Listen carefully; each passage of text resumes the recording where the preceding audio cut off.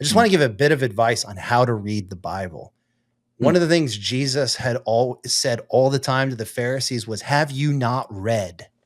And the questions they were often asking were a clear indication that they haven't actually seriously read any of it.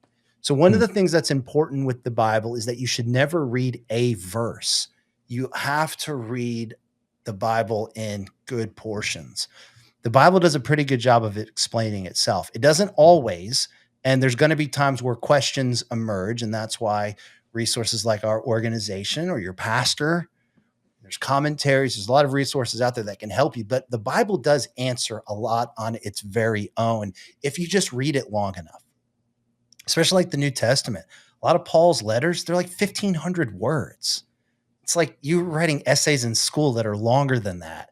And a letter that is, put together in this way, it's not meant to be read like compartmentalized or just a verse here. And then what does that mean? And then, oh my gosh, can you believe? Just read the whole thing.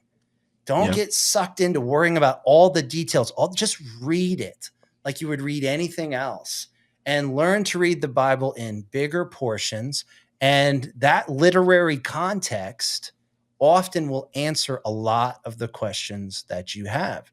For some of the questions that emerge that aren't just answered by reading more of it, that's when you can turn to some resources to help that maybe we can point to. But especially if you're going to be reading like in the Old Testament, the historical context is going to be very foreign. And a lot of the misunderstanding of the Old Testament just comes from not understanding the ancient Near East. Like, why would God do certain things with a nation that he is forming for a specific purpose? Why would he give them certain laws?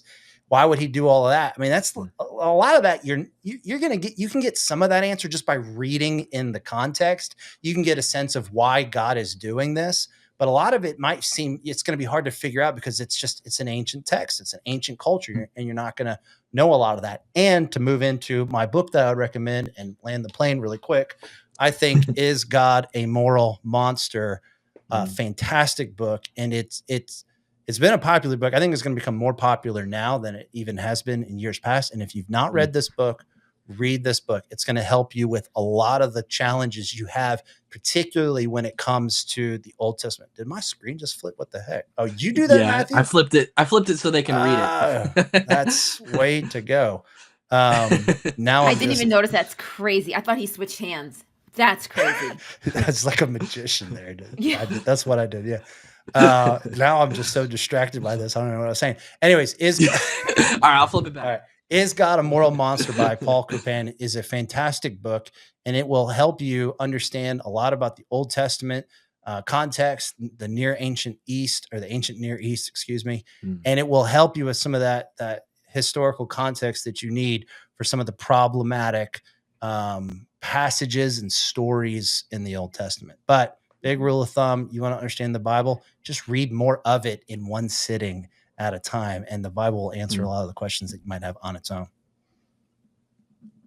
And on that recommendation, he also has a newer book called Is God a Vindictive Bully, which is sort of a sequel and expansion and further on this kind of question, dealing with a lot of Old Testament challenges, but he helps to give a lot of context for how to read the Bible and stuff like that too. So yeah, I'll give my recommendation, which we've already been giving lots of shout outs and props to our boy Wesley Huff tonight, but I'm actually friends with him. So aren't you cool? About you guys, but I'm only 1 degree separation from Joe Rogan, so it's pretty cool.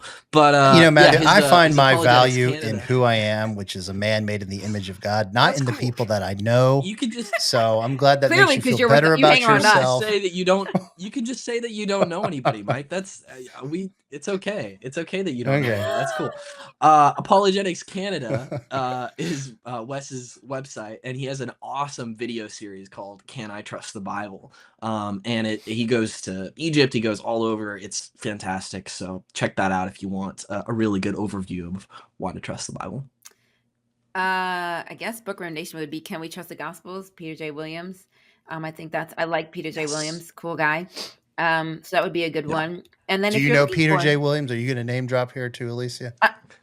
I mean, I've met him, but that doesn't matter. But if you want something, when going off of what Mike was saying, if you reading the Bible is really about understanding that you've got to read it in its culture and in its context.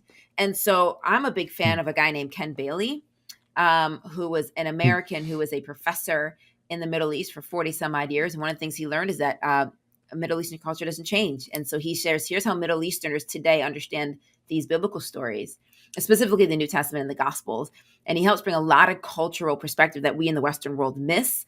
We think very individualistically, they think very communally, they think very honor shame focus. And so that will really help you to understand a lot of the New Testament, the gospel, certain gospel stories, and even Paul as well. So Ken Bailey, he wrote Jesus Through Middle Eastern Eyes. I forget the names of the other ones, but if you look up Kenneth Bailey, you'll find it. Ken Bailey. And this is a way we're glad to help moving forward. I mean, as you're digging into some of these questions, just shoot us an email, information@apologetics.org, or through one of our social media channels, and just say, hey, I'm really struggling with this. The books you recommended it's not really kind of what just ask us, and we're happy to back and forth you through email, social media, stuff like that, and point you to some really good stuff. That's the good news of the day in which we live. There's an abundance of resources, which can be intimidating. It's like, where do I start? But that's one of the things that we can do is help curate some of these for you.